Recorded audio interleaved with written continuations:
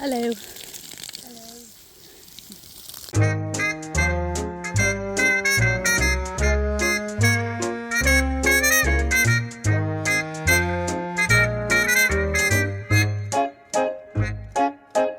Getting everything watered in the garden. Seeing if I can bring some plants back to life. And planting some new ones. Got some new trees in the garden. Looking good. Got an apricot tree right there.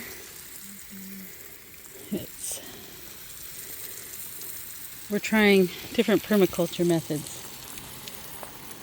We're a very all natural kind of gardening system. And so far so good.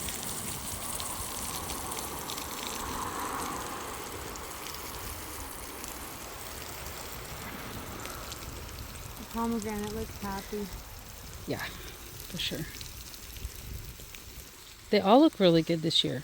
I think they're really rooted. I think it's cool the lemon tree is coming back. Mm-hmm. This lemon tree has seen some shit. Been through some But it looks like days. it has a little tiny bud at the bottom. Mm-hmm. And this is hibiscus. And we have to keep the gate little fences around them because the deer will eat them. So until they are well established, they have to be protected from the deer. Yeah. And then She's got strawberries, which you can see here. And it started with one strawberry plant over there. yes, it is. So it's doing what it's supposed to do. Catie created these swales. Technically, actually, Michael helped me create the swales. We Way back in the day. we just turn the hose on and we let it run and it soaks in. Mm-hmm. And then any rain we get soaks in.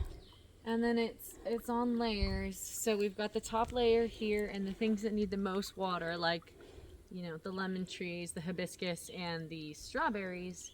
They get the most water at the top of the hill. And we're not done planting. We've got And yeah, no, definitely not planting. lots of And then things ready to also, go. look right here. If you look real closely right here, Oh, yeah, tiny things. got some little things popping up. That might be We put a lot of seeds out here. radishes. Yeah, it could be any of the seeds. But in this area, I come in and I'll just add some more potting soil here and there, fertilizer here and there, and as they start to put out different little feelers, I just put more soil where they send out their little feelers. And we don't weed eat, Whole bunch. which is Yeah. why it looks kind of chaotic. Wild. But those plants, it's kind of like the chop and drop, only we don't chop. We just let them do their thing. I know that technically they're taking nutrients from certain things, but the birds and the bees and the bugs all love them. We get a lot of beneficial bugs. And, yeah, tons of beneficial Like bugs. this blueberry bush looked dead, but because of the swales, Yeah. it came back. That's what I'm kind of hoping. I have no idea. I am praying. That was a my dragon fruit. Sad Didn't little make it. drag. But it died this winter because it come got too back. cold. It got frozen. Yeah. And then we have pomegranate, olive, peach, 2 nectarines, a lemon, Hibiscus. couple hibiscus, This is either a plum or a pear. a little plum that has Catie just stuck in her thumb, buried a plum pit, and now she got a tree. And then this another apricot over here. And we're probably going to plant a lavender in here somewhere. Yeah, I think the lavender will go Over here somewhere. over near that. So Yeah. lavender will go probably around here. Yeah, supposedly lavender is a good companion to an olive tree. And then that they can be friends. Yeah. Pomegranate is already sending out some new little lights. Yeah. It's gone outside the gate. I know. I'm gonna have See the little munches. I'm gonna have Dad probably put a wider one Yeah. because I don't want it to grow through the thing and get stuck. And then there's a lot of really happy pine trees. Yeah, you've got a lot of pines. There are But you know what I was so thinking? many You happy should pines. sort of bonsai those maybe. Yeah. Keep them small, and you in the winter when they're the only thing really doing anything, it'd be really pretty out here. Well, they could decorate. I could Yeah. from my own Christmas Make tree. a Christmas tree.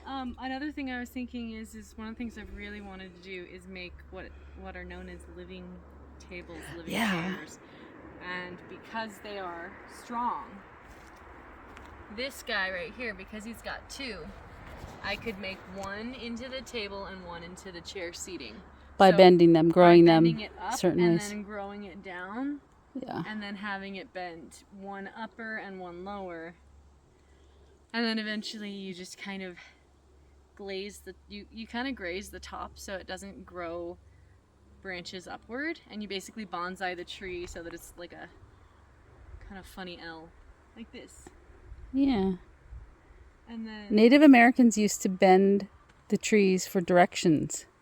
yeah, So they are very bendy, actually.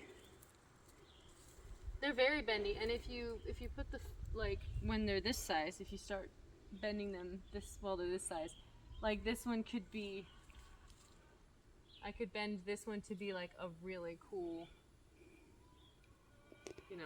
Yeah. bridge out that way if I wanted. That could end up being like a raised garden bed that I then hollow out and turn into a raised garden bed or a trough system, Yeah. depending on how.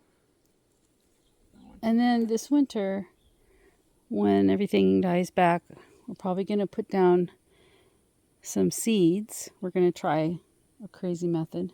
We'll put down seeds in the winter after it's cold enough for them to not sprout, and then cover them in soil and wood chips and see what pops up naturally in the spring and summer. Because that's how nature does it. Everything that's dying back now, that's dropping its seeds, those seeds are going to lay here till next spring before they pop up. Oh, you got you got a little sprig on it. Yeah, I'm moving it. Yeah. This is why you go through and you check the swales. What'd you find? This is what we call repairing the swales. Come on in, folks. I'm going to show you what happens when a gopher tears up your watering hole. I was wondering why. So if you look closely. Okay, gotta come around. I don't walk through Catie's garden because I'm not as familiar with where things are. I go around.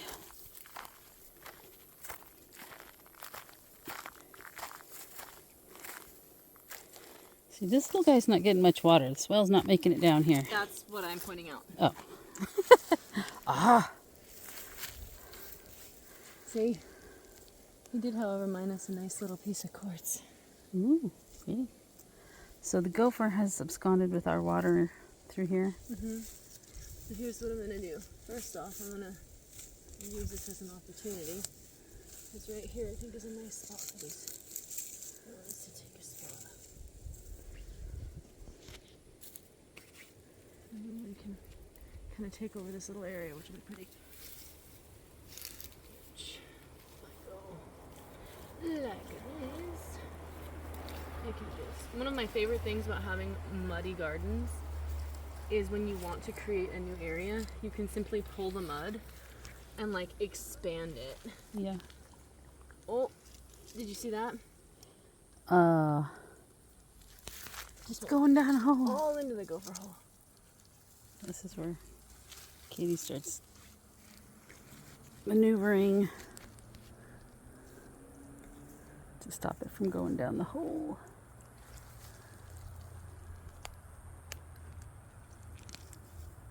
So rude. This little cedar's getting big. Yeah, I know, right? Okay, so now that one's got that leg on, I can rearrange this whole pile here. See, and this is the part of swales we don't really tell you about, where you have to know where to then move your soil so you can Here it goes.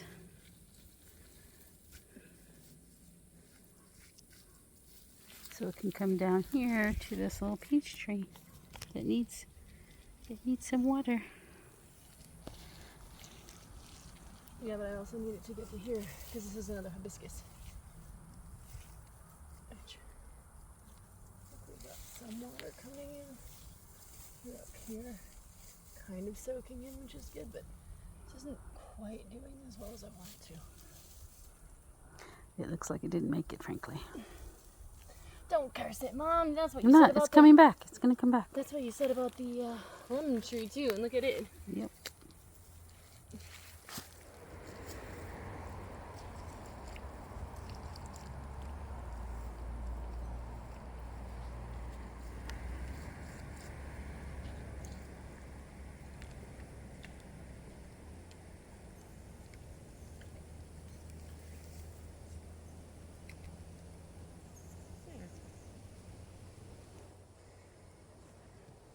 Yeah, now we know why it was.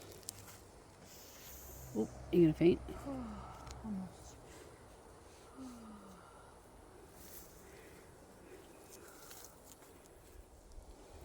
All right. Head up. Normally this whole part fills up. Hey, take a big breath. Disco, disco. Hose your hands off, and then we're gonna go cool off and drink some water.